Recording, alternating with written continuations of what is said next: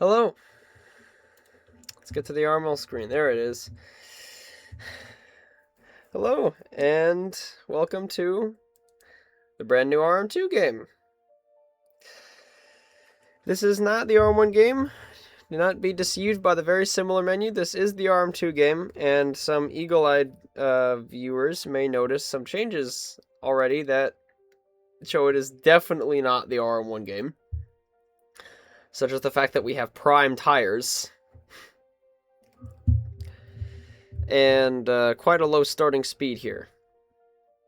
But I assure you, those aren't the only changes. Now, this isn't going to be a walkthrough for how to play RML for you newbies. I would check out some of the guides that I have posted in like the season 16 retro setup changes and like how to do strategies. This is not a walkthrough video. This is explaining the changes I've made for RM2 and explaining how some of it works. This is not explaining how to do everything. Like how to do setup, how to do strategy, all the quirks and ins and outs, like all that. This is not a walkthrough video. So just be aware. With that out of the way, let's look at the setup. Because it looks quite a bit different. First off, let's go through the setup itself. Speed balance. This is basically a general speed, like you set your car up to be best at a general speed. So if it's a lower speed track generally, like maybe it has a bunch of low speed corners, doesn't have much straights, it's probably going to be on this side. If it's got a lot of straights, if it got medium high speed corners for most of it, it's probably going to be on this side. Now remember, this is a general speed setting. So if the track is generally slow, it's going to be over here. If it's generally fast, it'll be over here. Overtake aggression, this works exactly like it does in RM1. Basically, higher you set it, if your car is trying to overtake another car, it'll brake later. Exactly the same. Now here's the new one. Cornering balance. Speed balance is a lot like weight balance, where it's just a general speed. This is specifically for corners. So if the track has majority slower corners, it'll probably be around this side. If it's got faster corners, it will more so be over here or maybe further along on this side. Now, gearing. This one is exactly the same as in RM1 with a small caveat. The top speeds on these cars are much lower than in RM1, topping out at 360 on 20 gearing instead of 520. Weather training is pretty self-explanatory. It works the exact same as it does in RM1. More towards the dry, you'll be faster in the dry. More towards the wet, you'll be faster in the wet. Now, let's talk about some of these other changes I've made. As you can see, to the fuel and tires. There are only two race fuel modes now. Lean and normal are the only two fuel modes allowed to be used during the race. However, there is still a purpose for a kind of rich fuel. I've created a new fuel type called Max, which is basically a quali dedicated fuel meant to basically keep the high pace of qualifying while keeping only two race fuels to keep the strategy more simple. And I thought if I wasn't going to be allowing Rich to be running races, I might as well make a dedicated quali fuel that you can use in practice server to test your setups and get an idea of how fast your car truly is, and to make qualifying perhaps a little faster pace, maybe a little more interesting with Slipstream. Who knows? Now, the tire compounds. Like in F2, there's only two dry compounds, the option tire and the prime tire. Now, the option tire is around in between a RM1 soft and RM1 medium, leaning way closer to the RM1 medium tire, and the prime is basically like the RM1 hard tire. So the option is more aggressive and the prime is more conservative. And of course we have intermediates and wets. Basically, inners are good in light rain weather, or showers weather as this game calls it, and wets are good in rain or storm weather as the game calls the heavy rain weather. Now, to the strategies. I'm just going to point out some things here. Although the max fuel, as you can see here, it burns quite quickly. At velocity, it barely makes a lap, so... yeah. As you can see, fuel, you can only select between two different fuel modes, lean and normal, for the race. If you try to start on max by using a safe setup, it will set you to normal, so don't try and do that. And of course, tire, you get your 4 options. Now, something interesting to note. Some astute RM1 people here may notice that lean fuel lasts quite a long time for Enrigan.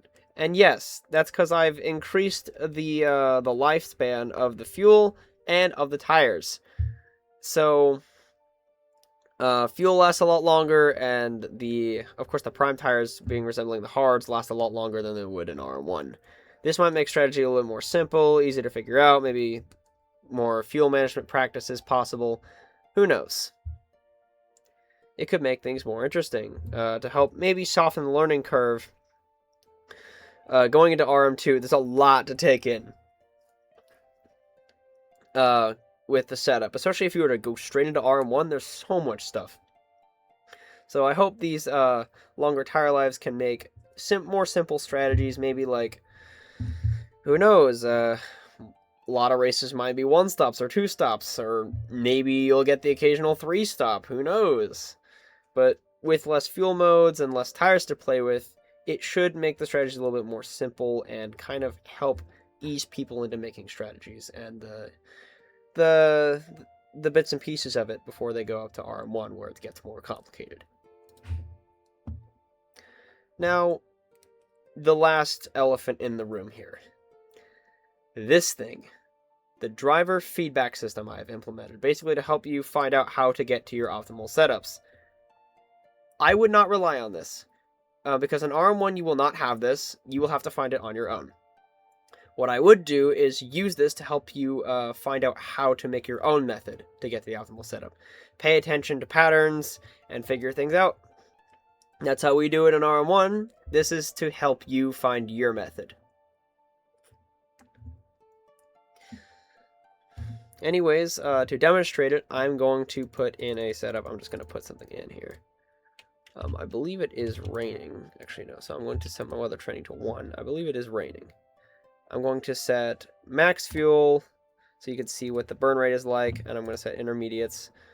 And I'm just going to put a random setup in. I'm just going to put like 70. And I'm going to put 75. Overtake aggression doesn't really matter right now. And I'm going to set to the... I guess we can run this... Do we want to run the slow outlap? Or do we want to run the race outlap? Who knows? Or do we want to run... actually, I'm not even sure if the max fuel can make 2 laps. I don't think it can on 100 push. No, it can't. So let's run normal fuel instead. How about that? And we'll just run race outlap then. Anyways, we're about to see kind of what this does. Normally, when you do your setup confidence testing, it will not be as short as it's about to be here. It will take a good number of laps. Like, it'll take a good 6 to 10 laps for you to get a setup confidence value. And be aware, you change your setup, it'll go back to being untested.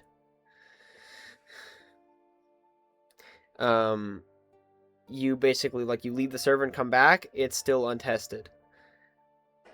And there's only if you load a setup that you had a confidence value for. If you got a confidence value and you saved it, you will. If you load that setup again, you will get the same confidence value.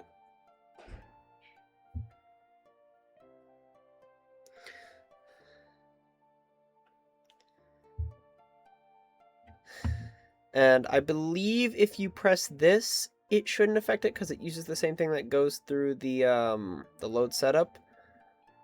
But if it does, just let me know. I will fix any bug that happens. There's bound to be a lot of bugs because this is quite a big change.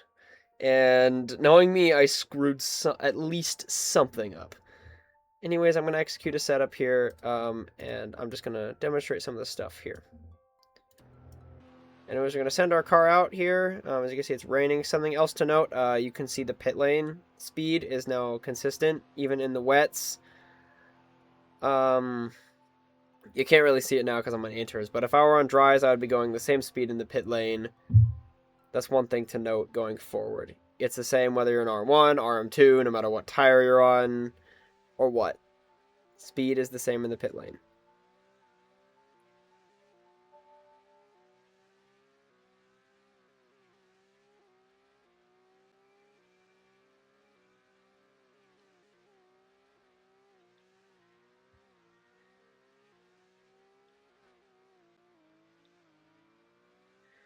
Those are just kind of running laps. Another thing to note here.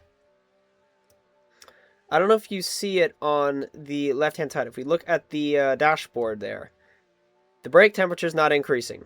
Well, it does for a little bit, and then it just snaps back here. Without a brake resistance setup element, I have removed the brake resistance feature, so cars won't be locking up. That should make it easier on our newbies who, well, aren't exactly going to take kindly to RNG when they can't perfectly balance things or they're just learning. Brake resistance is highly volatile depending on track, and I feel like it wouldn't be very suitable for a beginner to have to learn how to get all that sorted out to balance it for every individual track. Of course, some people will pick it up pretty easily, but to just simplify things and allow them to focus on the other aspects of getting the setup right, I've removed it because it really is, it's not really the same process and doesn't really add as much. Also, something to note is that the speed, when you hit an open section or straight, normally the acceleration rapidly increases. It doesn't anymore because these RM2 cars do not have boost enabled, so they accelerate the same on a straight as they do in a corner. This contributes to slower speeds. As you can see, we're on one weather training on normal inters, and we're running pretty slow times. The fastest time I got, actually comparatively, and that was when max fuel was more overpowered, is because I've balanced things a little bit, it was like a mid-60s. So considering the top practice time in RM1 is a 58.8, yeah.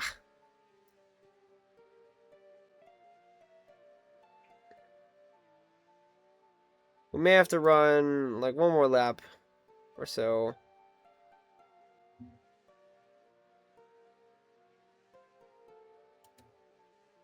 Just see it here.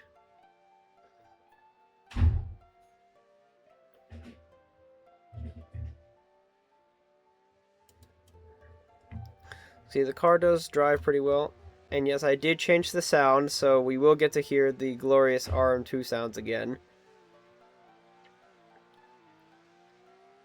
And please let me know what you think of these changes. I am open to fixing things if I have the time, especially because I'm in college now. It's not going to be as easy to fix these things, but please let me know if y'all want me to fix anything, if there's anything that you think needs changing.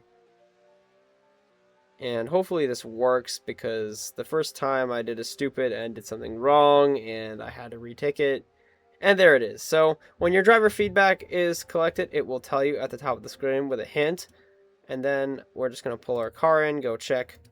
And as you can see, we have a set of confidence. Here we got 80%.